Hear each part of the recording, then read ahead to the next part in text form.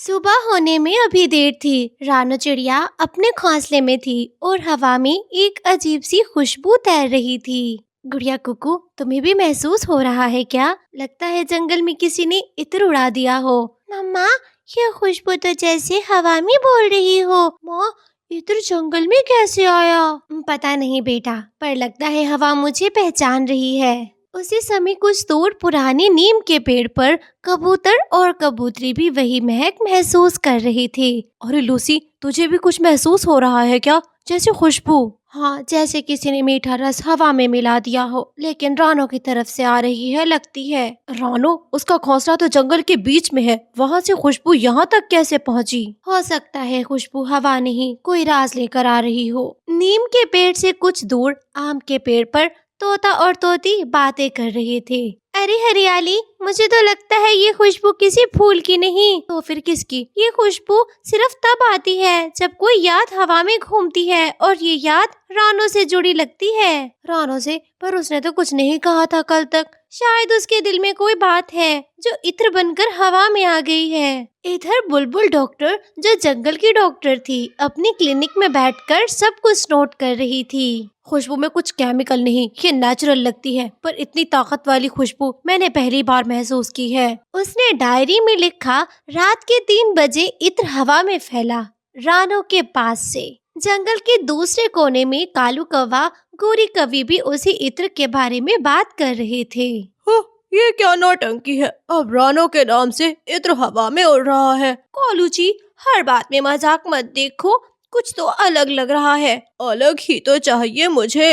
अगर ये इत्र सबको रानो की तरफ खींच रहा है तो मैं उस इत्र का राज ढूंढकर उसे अपना बना लूंगा। कालू जी, हर खुशबू सबके लिए नहीं होती, कुछ इत्र सिर्फ दिल से बनते हैं। जंगल के सबसे ऊंचे पेड़ पर चील महाराज सब कुछ देख रहे थे। ये इत्र किसी आम खुशबू का हिस्सा नहीं है, हवा इसे संभाल नहीं पा रही। मतलब ये इत्र किसी याद या कसम से जुड़ा है। उन्होंने आंखें बंद की और कहा, रानो, अगर ये इत्र तुमसे जुड़ा है तो याद रखना, इत्र खुशबू नहीं, एक संदेश होता है। जंगल के 6 कोने में 6 बातें चल रही थी, पर खुशबू का जवाब अब तक किसी के पास नहीं था। सुबह होने से पहले रानो चिड़िया खुशबू के राज पर सोच रही थी। उसके दिल में एक आवाज बार बार कह रही थी, इत्र का पहला निशान रात रानी के पेड़ के पास है।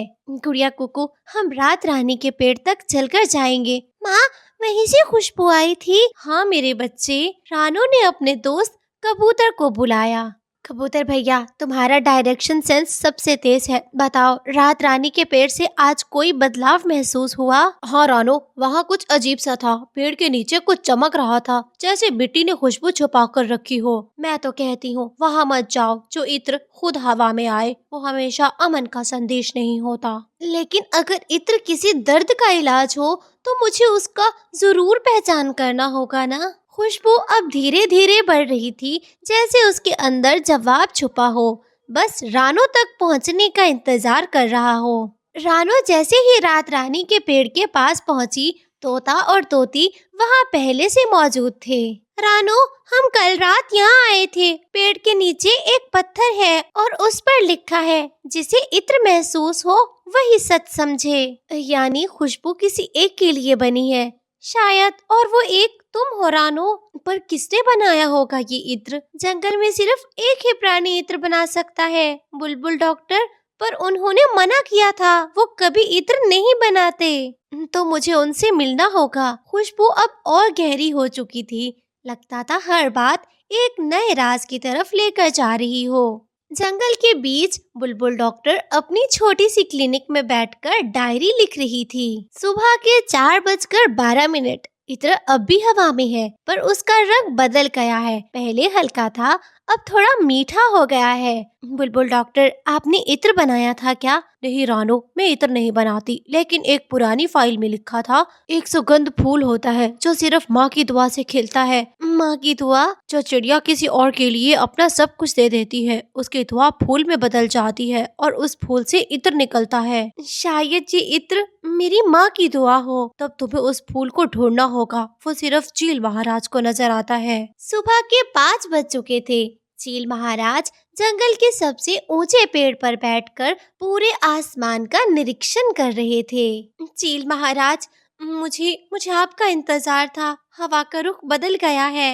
रानो, मुझे तुम्हारा इंतजार था। हवा का रुख बदल गया है। इत्र अब एक दिशा में जा रहा है। किस दिशा में महाराज? पूरब की तरफ। वहाँ एक छोटी पहाड़ी है जहाँ कभी सुगंध फूल खिला करता था। पर वो पहाड़ी तो अब सूख चुकी है। हर सूखी जमीन के नीचे एक याद बची होती है। उस याद को सिर्फ माँ का दिल जगा सकता है। मैं वहाँ जरूर जाऊंगी। अगर इत्र मेरी माँ की दुआ से बना है तो मुझे उस दुआ तक पहुँचना ही होगा। जा रानो, लेकिन ध्यान रहे, इत्र की महक इतनी गहरी होती है उतना बड़ा उसका इम्तिहान होता है। उसी समय जंगल के दूसरे कोने में कालू कौवा, गोरी कौवी फिर से बातें कर रहे थे। हाँ, अब समझ में आया। ये इत्र किसी खजाने के जैसा है। सब इसी की खुशबू के पीछे जा रहे हैं। कालू जी, अब सब कुछ पैसा नहीं होता, इत्र में किसी की दुआ है। दुआ हो या जादू, मुझे उस इत्र की बोतल चाहिए। अगर उसे जंगल में सबके दिल बदलते हैं तो मैं उस इत्र से सबको अपने कब्जे में कर लूंगा। कालू, अगर तुम दिलों से खेलने चले हो तो इत्र तुझे जला देगा। देखते हैं कौन जलेगा, गोरी, मैं या रानो। एक तरफ रानो अपनी दुआ के रास्ते पर थी और दूसरी तरफ कालू अपने लालच के रास्ते में। इत्र अब एक कहानी नहीं रहा, एक जंग बन गया था। दुआ और धोखे की जंग। रानो अपनी बेटी गुड़िया के साथ पुराब की पहाड़ी के रास्ते पर चल पड़ी। रात का समय था, लेकिन इत्र की खुशबू उन्हें रास्ता दिखा रही थी। मम्मा, हवा में इत्र अब और तेज हो गया है, जैसे हम सही जगह के पास है। बेटा, कभी कभी रास्ता हवा नहीं दिखाती, दुआ दिखाती है। जब रानो पहाड़ी के पास पहुंची तो वहाँ एक छोटी सी जगह में मिट्टी हल्की दिख रही थी, जैसे किसी ने कभी कुछ दफन किया हो। यही वो जगह है जहाँ मेरी माँ मुझे बचपन में लेकर आई थी और कहा था जब हवा में इत्र आए समझ लेना माँ पास में है। मम्मा, मतलब ये इत्र नानी माँ का है? हाँ बेटा, ये उनकी दुआ का। जंगल के दूसरे कोने में कालू कौवा अब अपनी चालाकी में उलझ रहा था। सब रानो के पास जा रहे हैं और मैं यहाँ खुशबू से खाली बैठा हूँ। गोरी, मुझे पहाड़ी तक पहुँचना होगा। कालू, तो किस चीज का पीछा कर रहा है? इत्र दुआ से बनता है, उसे चुरा के क्या करेगा? दुआ भी कभी कभी पैसा बन जाती है। गोरी, मैं इत्र को छूने ही नहीं बल्कि उसको अपनी पूरी ताकत बना लूंगा। लेकिन कालू ये नहीं जानता था कि इत्र सिर्फ दिल से महसूस होता है और जिसे लालच से छू लिया जाए वो खुशबू नहीं जहर बन जाता है। सुबह होने ही वाली थी। इत्र का दायरा अब एक जगह रुक गया था, पहाड़ी की छोटी सी झाड़ी के नीचे।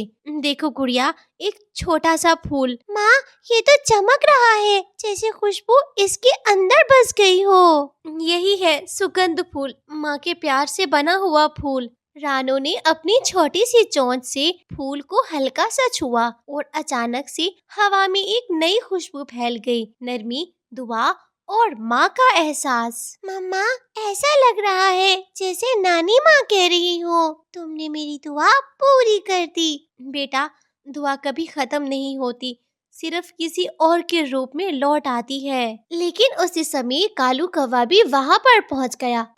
ये तो इत्र का पूरा सोर्स है। अब तो मैं भी इस फूल को छूकर देखता हूँ। कालू, मत कर, ये तुझे जलाएगा। देखते हैं। जैसे ही कालू ने फूल छुआ, इत्र का रंग बदल गया, मीठा से कड़वा हो गया। ये क्या हो गया? खुशबू जल रही है। कालू, ये इत्र दुआ से बना है और दुआ सिर्फ उन दिलों में महका करती है जहाँ प्यार हो, लालच नहीं। मैं तुझे पहले ही समझा रही थी कालू। रानो, मुझे माफ कर दो, मैं इत्र को छूने नहीं महसूस करने चला हूँ। अब दुआ सबके लिए होती है कालू, बस दिल साफ होने चाहिए। फूल ने अपनी चमक धीरे धीरे बढ़ाई और सबके आसपास एक नई रोशनी फैल गई। देखो, इत्र अपना काम कर गया। जंगल में पहली बार खुशबू सबके दिलों तक पहुंची है। ये इत्र न दवा था न जादू, ये माँ के प्यार का आशीर्वाद था। रानो, तुमने जंगल को फिर से एक सांस दी है। जहाँ दुआ महके वहाँ दुश्मनी नहीं टिकती। अब ये इत्र सबके लिए है, किसी एक के लिए नहीं, क्योंकि दुआ का मतलब है सबके लिए महकना। सुबह हो गई थी, जंगल में सब कुछ शांत था, पर हवा अब भी इत्र से भरी थी। देखो गुड़िया, ये इत्र अब हमेशा रहेगा, ये याद दिलाता रहेगा एक माँ की दुआ कभी मिट नहीं सकती। माँ, हम भी इत्र बना सकते हैं क्या? बेटा, हर दिल में इत्र होता है, बस उसे महकने के लिए प्यार चाहिए। चील महाराज आसमान में उड़ रहा था और बोल रहा था, रानो, तुमने जंगल को एक सबक दिया है। जो दिल में खुशबू रखता है वो दर्द में भी महकता है। जंगल में इत्र की खुशबू अब भी है, किसी के आसपास नहीं, सबके अंदर। और जब भी हवा चलती है वो कह जाती है, माँ की दुआ कभी पुरानी नहीं होती। प्यारे दोस्तों, इस कहानी को लाइक, चैनल को सब्सक्राइब करना मत भूलना। आपका धन्यवाद। सदाबहार जंगल, जहाँ पेड़ कभी सूखते नहीं और हवा भी हमेशा एक अजीब सा गीत गूंजता रहता है। यही रहती थी रानो चिड़िया अपने 2 बच्चों गुड़िया और कुक्कू के साथ। रानो का घर सबसे सुंदर नहीं था, पर उसके दिल से निकलती दुआओं से पूरा जंगल रोशन रहता था। मम्मा, हमारी छत तो बहुत छोटी है, लेकिन हवा सबसे ज्यादा यहाँ क्यों चलती है? बेटा, जहाँ खुशी रहती है हवा अपने आप मेहमान बन जाती है। रानो के घर के पास पेड़ पर रहते थे उसके दोस्त मिट्ठू तोता और हरियाली तोती। अरे हरियाली, रानो के घर से फिर से रोटी की खुशबू आ रही है। हाँ, तो आप खुशबू ही सूंघते रहना। अरे, कभी आप मौका ढूंढते हो तो कभी क्या, कभी खुद उगा कर भी खा लो। अरे, अगर जंगल में हर कोई उगाने लगे तो खुशबू किस घर से आएगी? इसी जंगल के एक कोने में बड़े पेड़ के ऊपर एक जासूसी कबूतर रहता था। सब कुछ देखता और सब कुछ सुनता, पर बोलता कम था। हर घर की खबर मेरे पास रहती है और सबसे ज्यादा खबर रानो के घर की। इसी जंगल में एक और पेड़ था, जहाँ रहते थे कालू कौवा और फिर उसकी पत्नी गोरी कौवी। ये काले कौवे हमेशा दूसरों का बुरा सोचते और अपना फायदा देखने में लगे रहते थे। हो, रानो सबका दिल जीत लेती है, पर एक दिन आएगा जब ये जंगल उसका नाम भूल जाएगा। कालू जी, सबसे बुरा तब लगता है जब हम किसी और की रोशनी से जलन महसूस करते हैं। मुझे जलन नहीं, जरूरत है। जंगल में ताकत चाहिए, शक्ति चाहिए, मुझे नाम नहीं। जंगल के सबसे ऊंचे पेड़ पर रहते थे चील महाराज भुल्ला चील। उनके साथ थे उनके सैनिक और पारंपरिक न्याय का फर्ज। मेरा जंगल तब तक शांत है जब तक सब सच बोलते हैं, पर अगर किसी ने झूठ बोला तो उसके पंख से रोशनी चली जाएगी। और जंगल के सबसे पुराने पेड़ के अंदर छाया में रहता था एक ज्ञानी और अद्भुत बाबा, उल्लू बाबा। जंगल में सब कुछ दिखता है, पर सब कुछ समझने के लिए रात चाहिए, और रात अब आ गई है। वो रात अजीब थी, ऐसी रात के जंगल वालों को आज कुछ मिलने वाला था। देखा गुड़िया बेटी, यहाँ पर मुझे कुछ अलग महसूस हो रहा है, जैसे कुछ मीठा आने वाला हो। हाँ मम्मा, मुझे भी मीठा लग रहा है, बिल्कुल वैसे जैसे नानो के घर में हमने एप्पल खाया था। तभी रानो के पेड़ के ऊपर तोता जल्दी से उड़ते हुए आता है। रानो बहन, मैंने कुछ सुना। हवा ने बोला जो पहले सच बोलेगा एप्पल उसी के पास आ जाएगा। रानो बहन, सच बोलने का इम्तिहान जंगल में आ गया है। हाँ, मेरी गुड़िया बहुत समझदार है, और देखो मेरी गुड़िया ने हवा से अंदाजा लगा लिया कि एप्पल की खुशबू है। आज की रात जंगल वालों की परीक्षा ली जानी थी। हो, तो एप्पल ताकत देता है और सच लेने आता है। फिर तो मैं तैयार हूँ, झूठ भी बोलना पड़े तो मैं एप्पल ले लूँगा। तभी जंगल में रहने वाला भुल्ला चील एकदम बूढ़ा चील बन जाता है। अपने ऊपर सफेद बाल लगाकर ऐनक पहनकर वो खुद को बूढ़ा चील बना लेता है। ज्ञानी उल्लू बाबा ने एक बड़ा स्पीकर लिया और उसमें बोला, कालू, याद रखना, एप्पल झूठ सुनता नहीं, पहचानता है। पिछली बार तुमने झूठ बोला था, अगर इस बार झूठ बोलोगे तो जरूर पकड़े जाओगे। रानो ने अपने पेड़ पर बैठे बैठे उल्लू बाबा को आवाज लगाई, उल्लू बाबा जी, हमें ये भी बता दीजिए कि वो एप्पल कितना फायदा देगा। रानो बेटी, वो एप्पल जिसको मिलेगा वो सबसे सच्चा होगा और एप्पल खाने से किसी को कोई भी रोग नहीं आएगा, वो एकदम स्वस्थ रहेगा। कालू जी, मेरी माँ जल्दी मर गई थी, मुझे जल्दी मरने का बहुत डर है। देखो, मुझे एप्पल ला कर दो, मैं स्वस्थ रहना चाहती हूँ, मैं सबसे ज्यादा जीना चाहती हूँ। मैं वो एप्पल लेकर सबसे ज्यादा शक्तिशाली बनूंगा और तुमको जीने की पड़ी है। हटो, काली कवि कहीं की, हर समय काय काय करती रहती हो। भुल्ला चील बहुत अच्छे थे। बूढ़ों वाले रूप में वो सीधा सबसे पहले कालू कौवा और गोरी कवि के घर के बाहर जाते हैं। अरे बेटा, बहुत ज्यादा भूखा हूँ, क्या मुझे कुछ खाने को मिल जाएगा? हाँ, पागल चील कहीं के, हमने तुमको खिलाने का ठेका ले रखा है क्या? अपने घर में खाने के लिए कुछ भी नहीं। अरे बेटा, एक बार देख लो, तुम्हारे घर में जरूर कुछ खाने का रखा होगा। चलने गंदे बूढ़े चील कहीं के, तुम्हें अपना एक पंजा मारूंगी, कहीं जाकर गिरोगे। हटो, हमें नहीं देना तुमको कुछ भी। भुल्ला चील कौवों के लालच समझ जाता है और वो सीधा उसी बूढ़े वाले रूप में रानो चिड़िया के घर के पास जाता है। मैं बहुत भूखा हूँ, मरने वाला हूँ, मुझे इतनी उम्मीद है कि तुम लोग मेरी मदद जरूर करोगे, मुझे कुछ खाने को दे दो। रानो के घर में सिर्फ 2 खजूरें थी जो एक उसका बेटा कुकू और एक गुड़िया खा रही थी। रुक जाओ मेरे बच्चों, ये खजूर जाकर आप बाहर दे दो, बाहर शायद कोई भिखारी आया है। मम्मा, मुझे भूख तो लग रही है, मगर मैं भी मदद करना चाहती हूँ। तभी गुड़िया और कुक्कू ने अपनी अपनी खजूर जाकर उस बूढ़े चील को दे दी। पापा जी, आप ये खा लो, मेरी मम्मा हमारे लिए और लेकर आ जाएंगी। भुल्ला चील ने वो 2 खजूरें ले ली और फिर रानो चिड़िया के बच्चों को एक छोटा सा संदूक दे दिया। अरे बेटा, इसको तुम रखो, अगर जिस दिन चांद ज्यादा पूरी तरह निकल आए और चांद की रोशनी में इसको तुम खोलना, अभी इसको ऐसे ही बंद करके रख दो। चिड़िया के बच्चे खुशी से वो संदूक लेकर अपनी मम्मा को सब बात बता देती हैं। भुल्ला चील बूढ़ों के रूप में तोता और तोती के घर जाता है। अरे बेटा, मुझे कुछ खाने को दे दो, बहुत भूखा हूँ, और ठंडी में कुछ पहनने ओढ़ने को भी दे दो। बेटो जी, आप बाहर मत जाइए, हमारे पास एक ही रोटी है, आधी आधी करके खा लेंगे। अरे हरियाली, आधी तुम खा लो, आधी मैं अपने हिस्से की उसको जाकर दे देता हूँ। तो बेटो जी, आप क्या खाओगे? अरे मैं कल खा लूँगा, वो भूखा है, मैंने तो दिन में अमरूद खाया था। थोड़ी मदद तोते ने भी कर दी और थोड़ी कबूतर ने भी।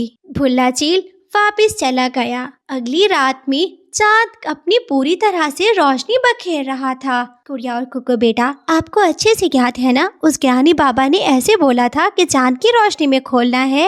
हाँ मम्मा, उन्होंने ऐसे कहा था। चलिए अब हम इसको खोलते हैं। रानो के बच्चे और रानो एक मैदान में जाते हैं। वहाँ पर तोता तोती कबूतर कबूतरी को भी बुलाया था। पास के पेड़ पर बैठे अकड़कर काले कौवे भी देख रहे थे। गोरी, मैं ऐसी छोटी मोटी चीजों पर विश्वास नहीं करता, मैं तो एप्पल लूंगा, जादुई एप्पल, जिसकी खुशबू 3 दिन से हवा में है। हाँ कालू जी, हम शक्तिशाली बनेंगे, ज्यादा देर तक जिंदा रहने वाले, मुझे मरने से बहुत डर लगता है। जब रानो ने संदूक खोला तो वहाँ से 3 प्यारे प्यारे एप्पल निकले। उन एप्पल्स पर सबका नाम लिखा था। तोते भैया, ये आपके हिस्से का, और कबूतर भैया, ये आपके हिस्से का। जो बड़ा एप्पल था वहाँ पर कुक्कू और गुड़िया, सामने में रानो चिड़िया का नाम लिखा था। मेरे बच्चों, ये आपका तोहफा है, उस बाबा ने आपको दिया है। तभी रानो को हवा से खुशबू मिटती हुई दिखाई दी। मेरे बच्चों, बधाई हो, जंगल ने फैसला किया है, आप सबसे सच्चे दिल वाली हो। वो एप्पल मिला है और हमें भी। और मुझे भी मिल गया। मैं सोच रहा था कि शायद इस बार मुझे नहीं मिले, मैं जासूसी करता था। कोई बात नहीं कबूतर भैया, पर आइंदा ध्यान रखना, किसी की खबर नहीं रखनी चाहिए। पर आइंदा ध्यान रखना तोते भैया, किसी की खबर नहीं रखनी चाहिए। गोरी गोरी, उनको एप्पल मिल गया, मुझे एप्पल चाहिए। कोलू जी, हमने देर कर दी, उस बूढ़े चील की मदद कर लेते तो आज ये दिन हमें ना देखना पड़ता। अरे मुझे क्या पता था, वो चील बहरूपिया है, उसने रूप बदल रखा है। कौवा और कवि खाली पंख बैठकर गंदी आंखों से सबको देख रहे थे। सभी ने एप्पल खाया, वो हमेशा के लिए जीवित और स्वस्थ हो गए। प्यारे दोस्तों, इस कहानी को लाइक, चैनल को सब्सक्राइब करना मत भूलना। आपका धन्यवाद।